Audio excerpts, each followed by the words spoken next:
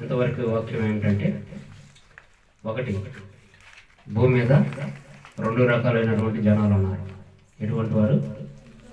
అందరూ దేవుడు సృష్టించిన వారే. కొంతమంది దేవుణ్ణి గుర్తెరిగి ఉన్నారు, కొంతమంది ఆయనకు వ్యతిరేకంగా స్థాపించబడి ఉన్నారు. వారికి వారే స్థాపించబడి ఉన్నారు, దేవునికి వ్యతిరేకంగా నిలబడి ఉన్నారు. దేవుడు ఎవరి పక్షానైతే ఉంటున్నాడో వారిని గెలిపించుటకు ఆయన సమర్థుడు. నమ్మిన వారు గట్టిగా చెప్పలోటి పక్షంలో ఉంటే చాలు. ఇజ్రాయేలీయులు ఆ సర్వోన్నతుడైన దేవుని నమ్ముకున్నాడు కాబట్టి, వారు ఆయన పాదాల చెంత నమ్ముకొని ఉన్నారు కాబట్టి వారికి అపజయం అనేది లేదు. ఇప్పుడే కాదు, ఇజ్రాయేల్ జనాలు సృష్టించబడిన కాని దగ్గర నుంచి, ఏర్పరచుకున్న దగ్గర నుంచి కూడా దేవుడు వారిని గెలిపించుకుంటూనే వస్తున్నారు. ఎప్పుడైతే వారు దేవునికి వ్యతిరేకం చేశారో ఆయా సమయాల్లో కూడా వాళ్ళు ఒక్కొక్క టైంలో గర్వించారు. వాళ్ళు ఇజ్రాయేల్ ప్రజలు ఒక్కొక్క టైంలో దేవుడి మీద ఆధారపడకుండా వారికి వారు మేము దేవుడితో పని లేకుండా మేము ఏదైనా చేయగలమని ఒక్కొక్క టైంలో వాళ్ళు కూడా ఏం చేశారంటే దేవుని వ్యతిరేకించున్నారు. వ్యతిరేకించిన ప్రతిసారి కూడా వాళ్ళు ఓడిపోవడం జరిగింది. ఇజ్రాయేల్ ప్రజలు కూడా ఓడిపోయి ఉన్నారు. ఎప్పుడు దేవునికి వ్యతిరేకంగా ఎంతమంది అయితే నిలబడతారో వారందరి జీవితాల్లో ఓడిపోవడం తప్పితే జయించడం అనేది కష్టం. అందుకే దేవుడు అంటున్నాడు, ఆయన వాగ్దానం చేసి మరవకుండా ఉండటం ఆయన దేవుడు. ఆయన మానవుడు కాదు, నరుడు కాదు. ఆయన దేవుడు, తండ్రి. కాబట్టి మనందరం కూడా ఏం చేయాలంటే, ఇక్కడ మనం ఒకటి, అపవాదిగాడి యొక్క సమూహం ఒకటి ఉంది, దేవుని యొక్క సమూహం ఒకటి ఉంది. ఇప్పుడు మనం అపవాది సంబంధమా దేవుని సంబంధంలో? మన జీవితాల్లో ప్రతి ఒక్కటి మనం అనుకున్నది విజయపదంగా ముందుకు వెళ్ళాలంటే, మనం జయించాలంటే ఎవరి పక్షాన్ని నిలబడి ఉండాలి? మనం దేవుడి పక్షాన్ని నిలబడితే మనకు అపజయం అనేది లేదు. ఇప్పుడు చాలా మంది కుంగిపోతున్నారు, కృషించిపోతున్నారు. మేము ఏ విషయంలోనూ ముందుకు వెళ్ళలేకపోతున్నాం. నువ్వు ముందుకు వెళ్ళలేకపోతున్నావు అంటే నువ్వు దేవుడి పక్షాన లేవన్నాడు, ఆయన నీ పక్షాన లేడని అర్థం. కాబట్టి ప్రతి ఒక్కరు గ్రహించాల్సింది ఏంటంటే, మన పక్షమున దేవుడు నిలబడినంత సేపు మనం ఎవరు ఓడించలేరు, ఇంక్లూడ్ అపవాది కూడా మనల్ని ఓడించలేరు. యోబు గ్రంథంలో ఏం రాసిందంటే చదువుకున్నాం. 1వ అధ్యాయం 1వ వచనం నుంచి చదువుకున్నాం. యోబు గ్రంథం. ఈ ఇజ్రాయేల్ ప్రజలకు ఎక్కడి నుంచి రక్షణ వస్తుంది చదువుకున్నాం.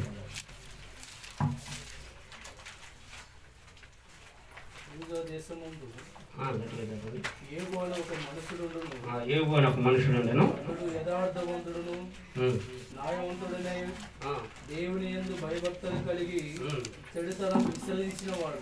దేని విసర్జించాడు? మొట్టమొదటి దేవుని యందు భయభక్తులు గలవాడై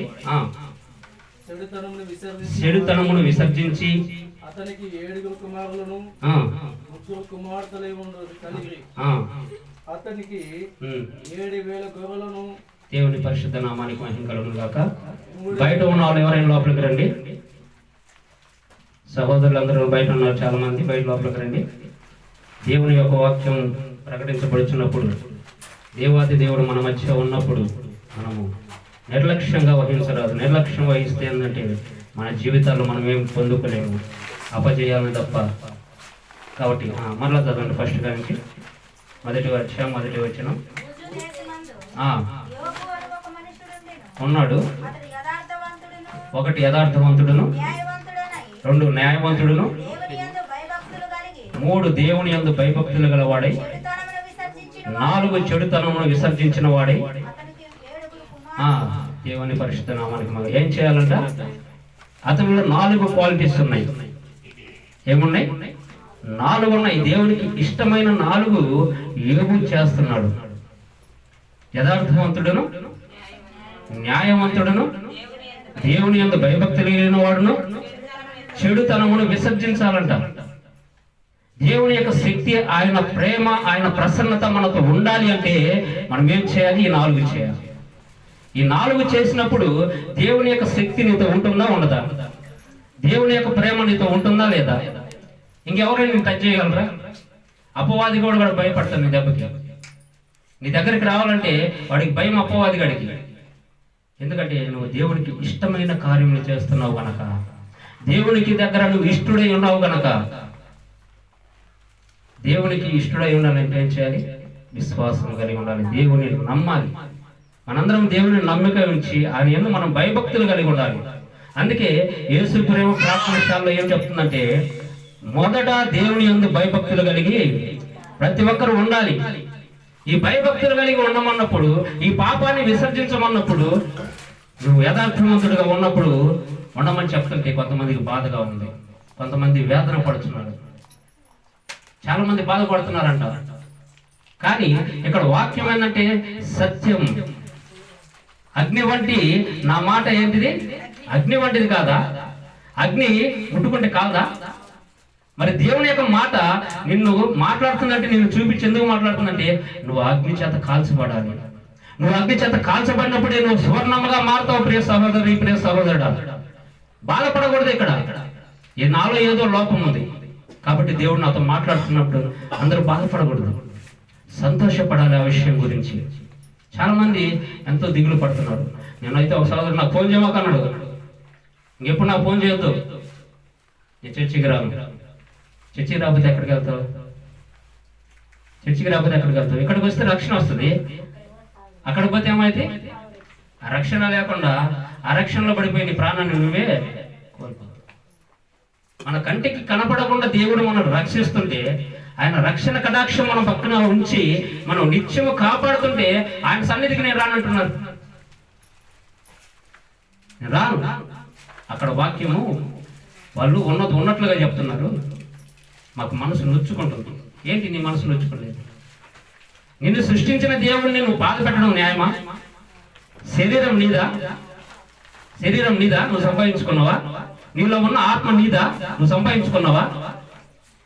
నీకున్న సమస్తమును నువ్వు సంపాదించుకున్నావా? ఎవరిచ్చిన ఏంటి? ఆ దేవాది దేవుడు నిన్ను కరుణించి నీ పట్ల కృప చూపించి నీకు సమస్తమును, నీకు ఆయుష్నిచ్చి నువ్వు నన్ను స్తుతించరా నాయన అంటుంటే నేను రాను. ఎంతవరకు నేను? అందుకే ఆయన అంటున్నాడు, ఆకాశం ఆలోకించు, భూమి చెవియకు, నేను పిల్లల్ని పెంచి ఉన్నాను, పెద్ద చేసి ఉన్నాను, వారు నా మాట వినకుండా నా మీద తిరుగుబాటు చేస్తున్నారని మనం చాలాసార్లు మాట్లాడుకున్న మాట. తిరుగుబాటు చేస్తే ఒక తండ్రికి ఒక కుమారుడు తిరుగుబాటు చేసినప్పుడు ఎంత బాధ ఉంటుంది? ఇప్పుడు చిన్నపిల్లలు అయి ఉండొచ్చు, రేపు పెరిగి పెద్ద అయిన తర్వాత వాడు తిరుగుబాటు చేసినప్పుడు నువ్వేంటి నాకు చెప్పేది అన్నప్పుడు ఆ బాధ, వేదన అప్పుడు అనుభవిస్తాడు. కాబట్టి ప్రతి ఒక్కరు గమనించవలసింది ఏంటంటే, మనందరం దేవుని రక్షణలో ఉంటాం, మనకెంతో భాగ్యం. ఆ భాగ్యాన్ని పోగొట్టుకోకూడదు. మనం ఆయన నువ్వు పిలిచి రక్షణ ఇచ్చి నీకు భాగ్యాన్ని ఇస్తుంటే, నాకు వద్దంటే ఎవరికి నష్టం? దేవుని పరిశుద్ధ నామానికి మహిమ కలుగును గాక. 8వ వచనం చదువుకున్నాం. ఇప్పుడు దేవుడు మాట్లాడుతున్నాడు. 8వ వచనం.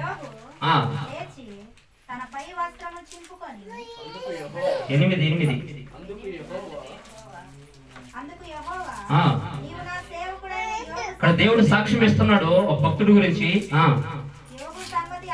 యోబు సంగతి ఆలోచించితివా?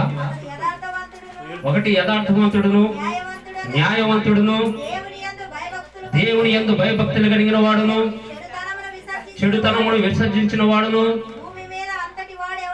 భూమి మీద అంతటి వాడును ఎవడనూ లేడు అని అడుగగా అపవాది, మనం ఇక్కడ గమనించవలసిన వారమై ఉన్నాం ప్రియ సహోదరులారా, ప్రియ సహోదరి. ఇప్పుడు అపవాది గాడు మాట్లాడుతున్నాడు. దేవుడు అపవాది గాడికి ఒక ఛాలెంజ్ విసురుతున్నాడు. భూలోకములో ఏమని నా భక్తుడు ఉన్నాడు, అతని గురించి నువ్వేమైనా ఆలోచించావని అపవాది ప్రశ్న వేసినప్పుడు వాడికి ఛాలెంజ్ విసురుతున్నాడు. ఇప్పుడు అపవాది గాడు మాట్లాడుతున్నాడు. చదవండి. యోబు ఊరకయ్యే దేవుని యందు భయభక్తులు కలిగిన వాడు ఉన్నాడా? అతనికి ఇంటి వారికి సమస్తమునకు చుట్టూ కంచె వేసితివి కదా. చప్పట్లు కొట్టి ప్రభు నామాన్ని మహిమపరుచుకున్నారు. ఎవరేశారు కంచె? ఎవరేశారు కంచె? ఎవరు రక్షిస్తుంది? ఎలా ఉంటే రక్షిస్తున్నాడు?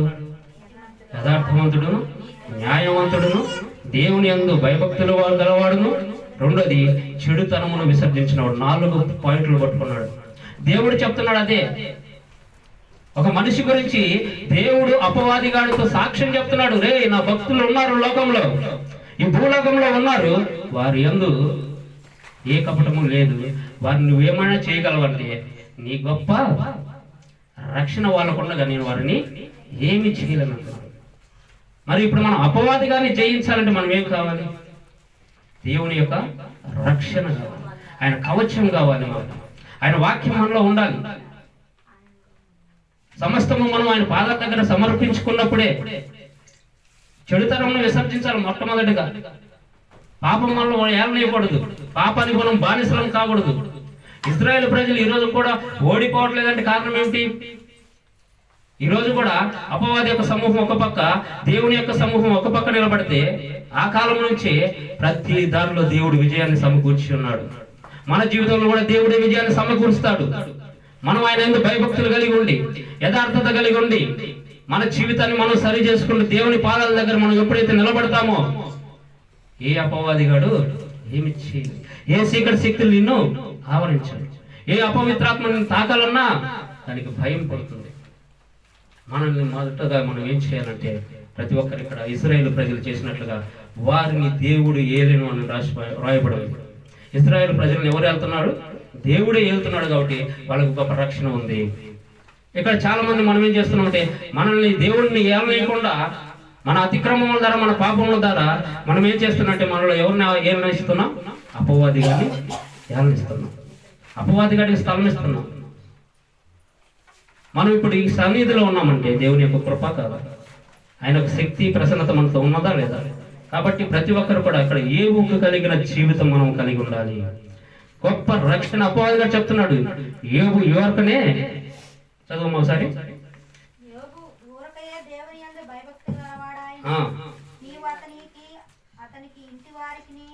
అతనికి కలిగిన సమస్తమును చుట్టూ కంచె వేస్తీవి కదా, నీవు అతని చేతి పనిని దీవించుట చేత అతని ఆస్తి ఆ దేశంలో బహుగా విస్తరించి ఉన్నది. ఆమేన్. దేవుని నామానికి మహిమ కలుగును గాక. చూసారా, దేవుడి యందు భయభక్తులు కలిగినటువంటి ఎన్ని ఆశీర్వాదాలు మనకి. వీటన్నిటి మనం ఎందుకు పోగొట్టుకుంటున్నాం? ఇదే దేవుడు కోరుకుంటుంది మనల్ని? ఇది కాదు.